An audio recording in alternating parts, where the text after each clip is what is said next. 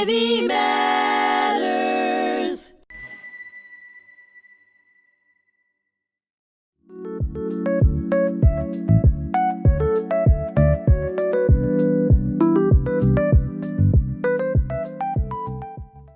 Hello, and thank you for joining me today. I'm your host, Gilad Avrahami. I'm the Programs and Development Coordinator here at hmTv. This podcast is a production of the Holocaust Memorial and Tolerance Center of Nassau County. On today's episode of The Past Has an Afterlife on hmTv, my special guest, Ahmed Jama, will join me for a conversation about his family's story of survival, adaptation, and resilience in Somaliland. So Ahmed, in the previous episodes, we talked about the long and difficult history of Somaliland, in particular, the period of repression that they experienced during the time they were unified with southern Somalia, so between around 1961 and 1991, or 1960 and 1991. So how has your family been shaped by all of the history we've been discussing? What do you know? What have you heard from your family? My family's story is a Microsoft. It's part of the many stories that Somali people, especially Somaliland, use it to live with the clan manipulation and state violence.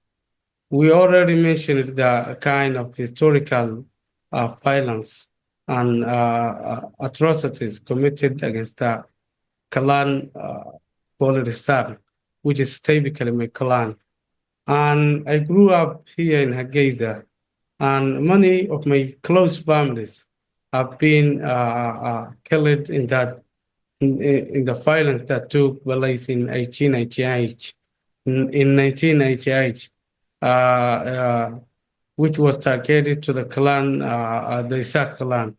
And at the same time, many parts of my family, they have been displaced from their city in Hargeisa, and they have been living in a refugee camp. We call it Dulad. There is so many proverbs, and there's so many historical oral documentation from my local people that are talking about the Dulad. Even my family, my father and my mother, they found and they united and they married there in the refugee. So I can say I'm part of the people that have survived and lived their experience in a post-genocidal Somaliland, where many of the basic infrastructure of life have been shattered, and it was a complete collapse. I remember when I was young, I used it to sit on the ground whenever I'm attending the class, due to the poverty level that people were really having at that time. And at the same time, I remember whenever I walk on the street, I couldn't find even 10 cars that are passing me, because most of the people, they were really away, or they were really having economical challenges. But over the past 30 years, my people tried to rebuild and to regain their power and earn some economic opportunities. And this is when I started. You need to document the past history and what your people faced throughout the years in 1980 until 1991.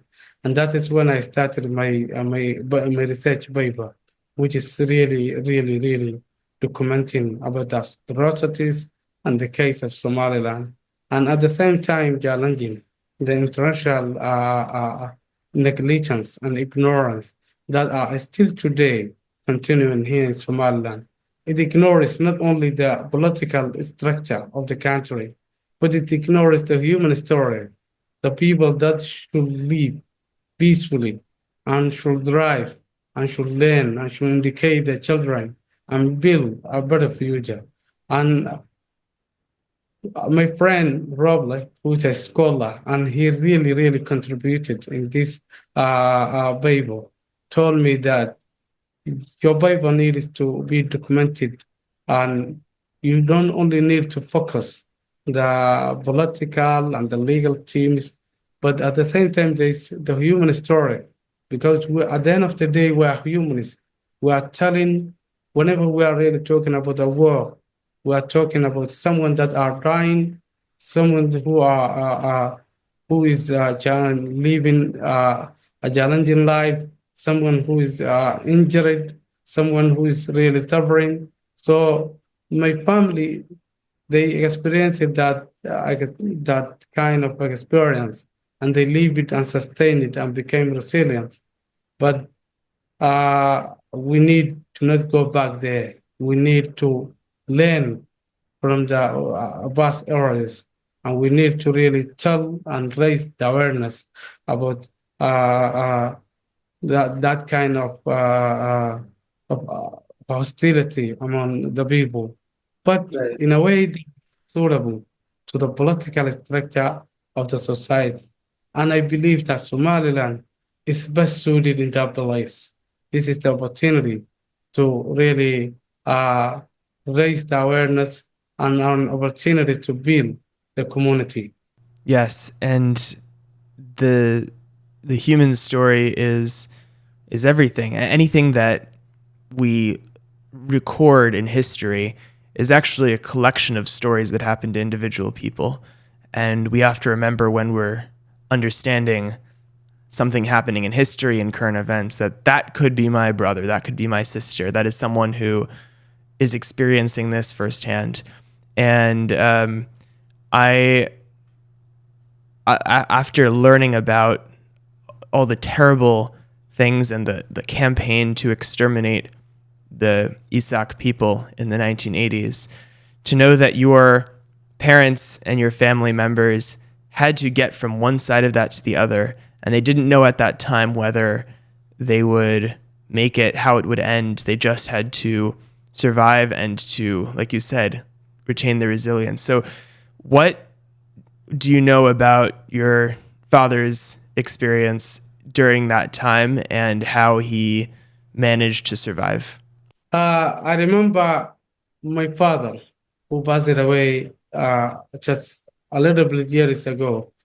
He used to tell me about his beloved brother, my uncle, who used to live with him before my father did have been moved on and displaced to the refugee.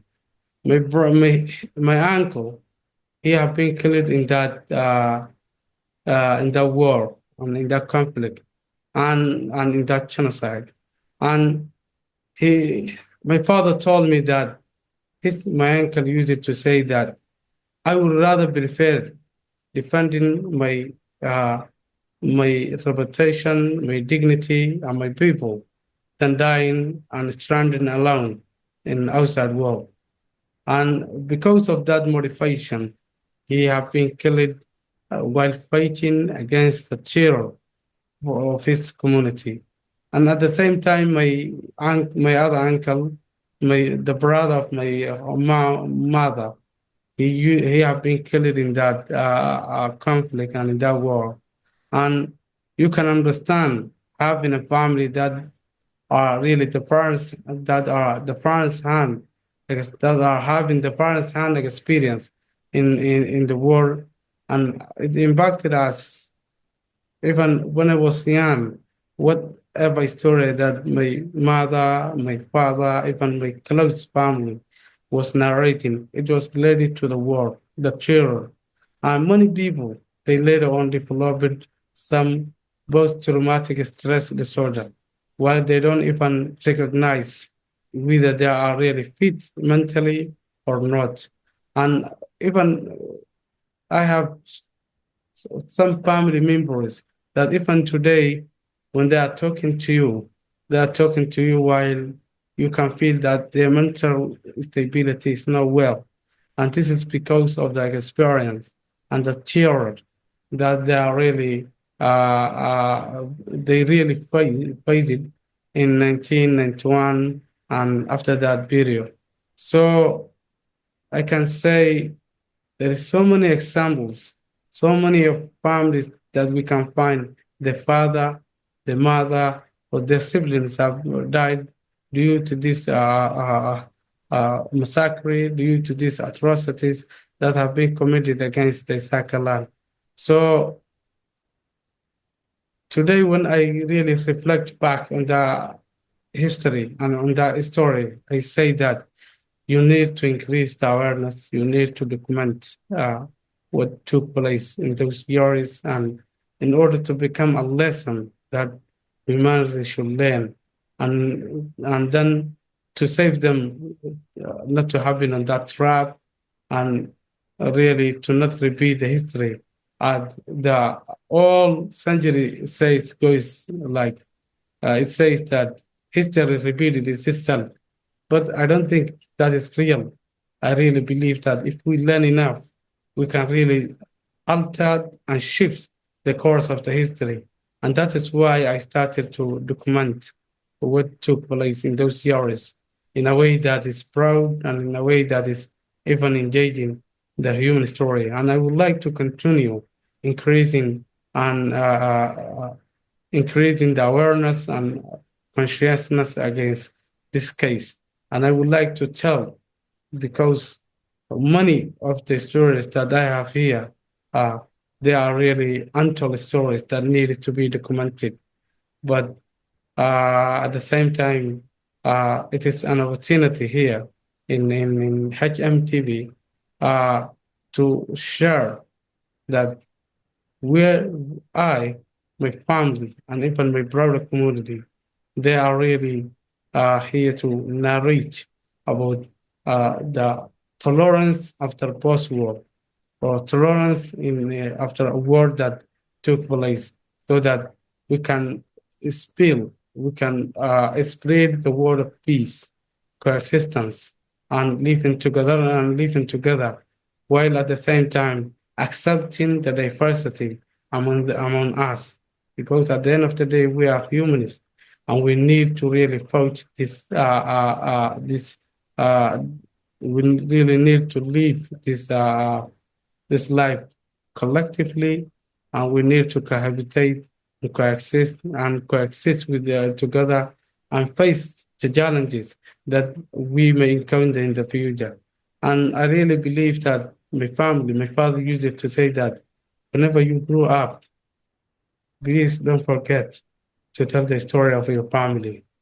And it is really an opportunity today here to tell that my father, my mother, who passed, both of them, they passed away some years ago, but they are really. I'm happy that that heritage and their recommendation is well documented today, and I'm here telling that the challenges and the is really paying off, as I am really trying to increase and awareness about the issue of war, about the conflict, and at the same time trying to promote about the diversity among the communities.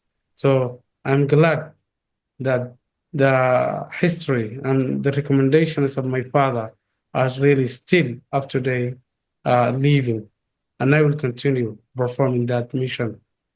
That's amazing, and it's very, I think, indicative of what the people who went through those terrible times, what they took away from it, and what they instilled in you.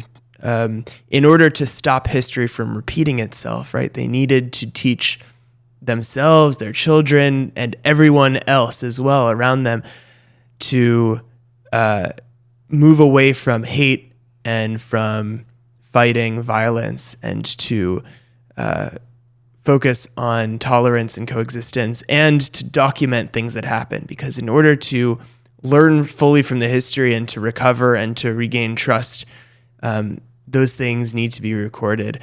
So right now, that history is very, very, the documentation for it is the way it hasn't been retold many times. So it's well documented. We know that those things happened. We have all the stories of the people like your family and like others who went through it.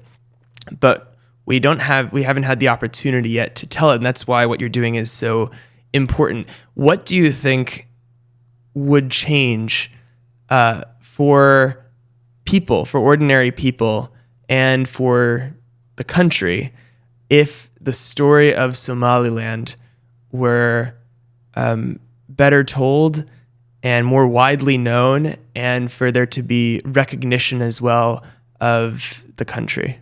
Whenever I try to tell the story of Somaliland now with the outside world, most of them they become shocked about the double standard reality that is out there in the media.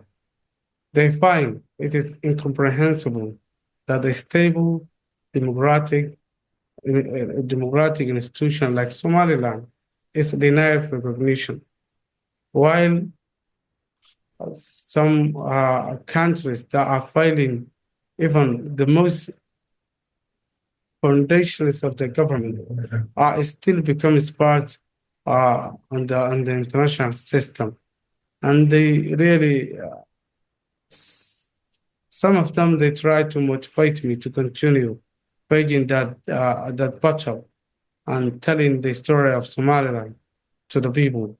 And I really believe that in order to shape the global and in order to spread your word, your story, you need to understand some reality about the world, which is the Somali warfare says that if you do not talk about your needs, about your challenges, no one will ever talk representing you. So I really believe that this is an opportunity to represent my people and tell their challenges, how they live it, and how they sustain it, and how they became resilient. And the world needs today to hear this story because it is an opportunity to learn about the past historical errors that some human fellow committed here in Somaliland that can become a lesson and educational opportunity for the world to learn that there is some challenges, there is some things that we share commonly. And whenever that thing is documented, is well known, it is an opportunity to learn, to not fall on that mistake, to not be on that situation. And then we can create a better future together. And my research, which I started from a discussion I was really having with my friend, comedian, an actor, and someone who is well known here in Somaliland, Yusuf Abdullahi, his name is really Yusuf Egag. He told me that if you are starting this article and this research, you need to understand should become an opportunity that you talk about all the perspectives of Somaliland's case, from legally, morally, socially, and even politically. And that is what I tried to do during my paper. And uh, it is really became like engaged scholarship so that people, anyone from any background, can understand the challenges and the injustice and discrimination that Somaliland people faced over the years and still today continues on the international platforms. But I really think the reason engagement and the formal recognition that Somaliland received from Israel will become an opportunity to really open the gate and break the challenge and the wall that was really confining and limiting Somaliland's people to tell their story. So I really believe that the world needs to hear this story, and everyone can really learn some amazing lessons about how these people became resilient, even though mainstream media and the coverage is really becomes uh, in some way stereotype it. It says that there is only a story of poverty, a story of hunger, a story of conflict. Can you imagine me? I am now 30 years old. I never ever heard a nation goes out of its bullet. This is because of the security, stability, and peace that have been created. But my father, he used it to help artillery that is really shelling the civilians, killing everyone. And he really says, he used it to say to me that you are a lucky guy, man. You are a lucky guy. Because today you are really performing your life without living with that bullet, without facing fear, and without worrying about the stability. So I think this is an opportunity and and a stage and a platform that I can really say that yes, Father, I am really lucky to tell your story and the story of your community to the world. What you're telling right now is the reason why Somaliland's story and the choices that were made, because it's not an accident that Somaliland has achieved the kind of peace and prosperity that it has, despite the fact that it's not recognized as such around the world.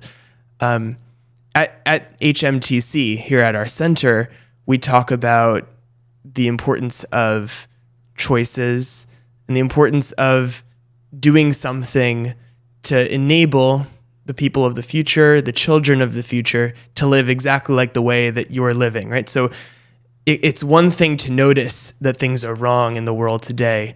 It's another thing to take the steps to build a better world for the future. And that's what was done in Somaliland. That's the reason why today you haven't, you're 30 years old and not once in your life have you lived through war, despite the fact that in the previous generation, that was almost all they knew. So they made that important choice of building that future for their children. And I hope that people around the world, the international community, will recognize that as a model for how to move past conflict, to resolve conflict, to allow people to stand up for themselves, and to do it on a model of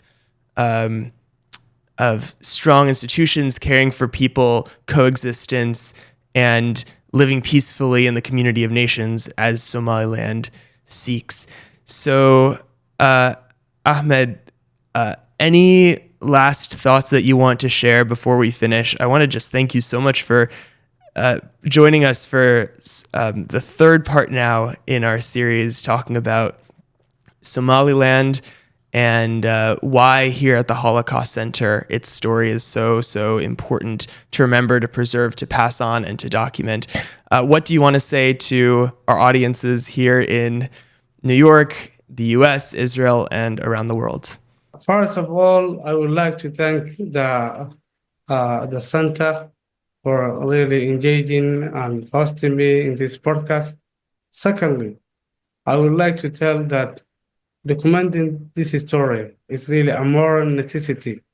It is really very foundational for every human being to learn about the experience and about the challenges that may people use it to sustain and become resilient for the past 35 years and even for the past 40 years. And I would like to tell the world and everyone, every human being around the world that we all need to live peacefully. We all need to live in a secure and stable life that we can perform our education, our work, our daily activities without worrying what will happen next, or what will happen next to my security, to my safety. So and in order to allow that as the situation or that environment, we need to really come together, collaborate each other, and share our stories and then after that build a peaceful and stable world. And the only thing and the only way we can do that is through listening each other, creating a stage, a platform like this, discussing about the things that are matter for the humanity. So I really believe will be an opportunity to learn from each other, an opportunity to engage. And I really hope to continue collaborating and working in the center. So really, I really thank you, your center, and everyone, every audience that will really listen and watch our interview. So I'm really very glad to be part of this amazing project and amazing mission, and I am really, really, really appreciating your time and effort for hosting me in here. So thank you so much. It is our privilege and our honor to have you join us in this partnership. It should be such a natural partnership to build tolerance and to include Somaliland at last in the community of peoples and nations of the world that is striving for those things. So thank you, Ahmed. And thank you to everyone for tuning into this episode of The Past Has an Afterlife on hmTv. I would like to deeply, deeply thank my wonderful guest, Ahmed Jama, for sharing your story and helping to document such an important part of history. If you enjoyed exploring the information, history, and stories in today's conversations, be sure to check out our other podcasts here on hmTv. Please subscribe, share, and stay connected for more engaging conversations. Until next time, take care and be well.